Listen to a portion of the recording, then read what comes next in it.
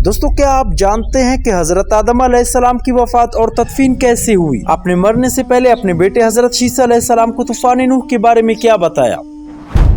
जब हजरत आदम अलैहिस्सलाम की उम्र 960 बरस की हुई तो वफात का वक्त करीब आया। आपने अपने बेटे हजरत शीस अलैहिस्सलाम के हक में वसीयत की। इन्हें रात और दिन के औकात और इन औकात में अदा की जाने वाली इबादत की तालीम दी और इन्हें बताया कि एक तूफान आने वाला है। जब वो तूफान नूह आ जाए तो मेरी हड्डियों को इस तूफान से बचाना। अगर तुम जिंदा ना रहे तो अपने बच्चों को वसीयत कर देना। कहा जाता है कि हजरत नूह अलैहिस्सलाम ने तूफान के मौके पर हजरत आदम अलैहिस्सलाम और हजरत हवा अलैहिस्सलाम की मैयतों को एक ताबूत में डालकर कश्ती में रख लिया था और फिर तूफान के बाद इन्हें बैतुल मुकद्दस में दफन किया।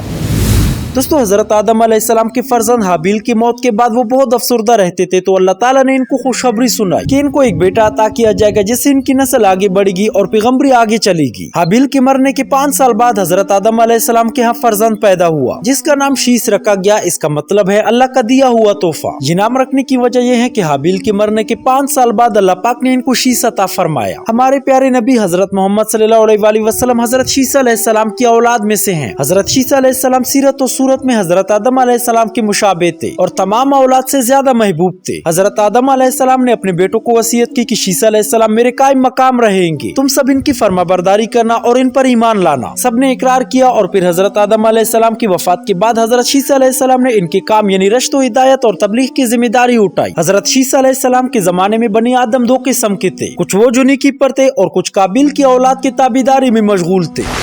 हजरत शीस अलैहिस्सलाम की वफात का वक्त करीब आया तो इन्होंने अपने बेटे अनूश के हक में वसीयत की। चुनांचे इन्होंने मनसब संभाला। इनके बेटे केनन और फिर इनके बेटे मलाइल ने ये मनसब संभाला। इनके बारे में अहले फारिस का कहना है कि वो हफ्तकलियत के बादशाह थे। सबसे पहले इन्होंने दरख्त काटे, शहर बसाए और फिर बड़े बड़े किले तामीर किए। वो कहते हैं कि बाबिल और स्विस ईरान के शहर इन्होंने तैयार किए। इनकी वफात पर इनके बेटे यर्त ने इनका मनसब संभाला और इन्होंने अपने बेटे इनोक यानी इदरीस अलैहिस्सलाम के हक में वसीयत की। तमाम बनी आदम इनकी ही औलाद है क्योंकि हजरत आदम अलैहिस्सलाम की दूसरी औलाद का सिलसिला आगे न चल सका। कुरान पाक में इनका जिक्र नहीं है। रसूलुल्लाह सल्लल्लाहु अलैहि वसल्लम से रवायत है कि अल्लाह ताला ने अपने पैगंबरों पर 100 सहीफे और 4 किताबें नाजिल किए और इन सहीफों में से 50 सहीफे हजरत शीस अलैहिस्सलाम पर नाजिल हुए। इससे इनकी नबूवत साबित होती है। हजरत आदम अलैहिस्सलाम के बाद ये दूसरी नबी थे।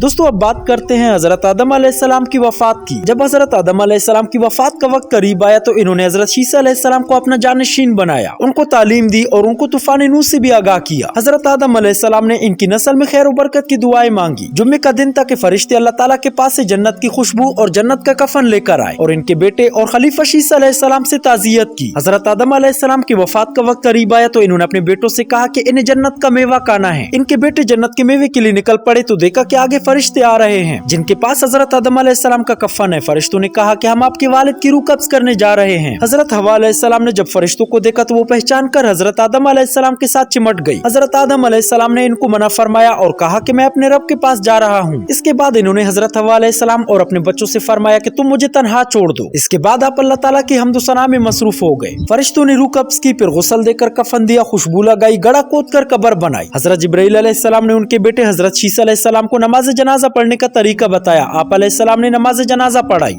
हजरत आदम अलैहिस्सलाम ने 960 वर्ष की उम्र पाई और बवक्त वफात आपकी औलाद की तादाद 1 लाख हो चुकी थी जिन्होंने तरह तरह की सनतों और इमारतों से जमीन को आबाद किया। हजरत अबू हुरैरा रज़ियल्लाहु तआला अन्हु से रवायत है कि रसूलुल्लाह सल्लल्लाहु अलैहि वसल्लम ने फरमाया, जब अल्लाह पाक ने हजरत आदम अलैहिस्सलाम को पैदा किया तो इनकी पुश्त से ता क़यामत पैदा होने वाली औलाद को हजरत आदम अलैहिस्सलाम पर पेश किया। वो बोले, ए रब, ये कौन है? फरमाया, तुम्हारी औलाद। हजरत आदम अलैहिस्सलाम ने इनमें से एक शख्स को देखा जिसकी आंखों के दरमियान की चमक आपको पसंद आई। अर्ज़ की, ए रब, इनकी उम्र कितनी मुकर्रर फरमाई है? फरमाया, 60 साल। अर्ज़ की, मौला, मेरी उम्र से 40 साल इनकी उम्र बढ़ा दे। जब हजरत आदम अलैहिस्सलाम की उम्र 40 साल के अलावा पूरी हुई तो इनकी खिदमत में मलकुल मौत हाजिर हुए। हजरत आदम अलैहिस्सलाम ने फरमाया, क्या अभी मेरी उम्र के 40 साल बाकी नहीं? अर्ज़ की, वो आप अपने फर्जंद दाऊद को ना दे चुके? इस हदीस पाक के तहत हकीमुल उम्मत हजरत मुफ्ती अहमद यार खान रहमतुल्लाह अलैह तहरीर फरमाते हैं, हजरत आदम अलैहिस्सलाम की उम्र 1000 साल थी। आपने अर्ज किया कि मेरी उम्र 960 साल कर दे और दाऊद अलैहिस्सलाम की उम्र पूरे 100 साल। ये दुआ अल्लाह ताला ने कबूल फरमा ली।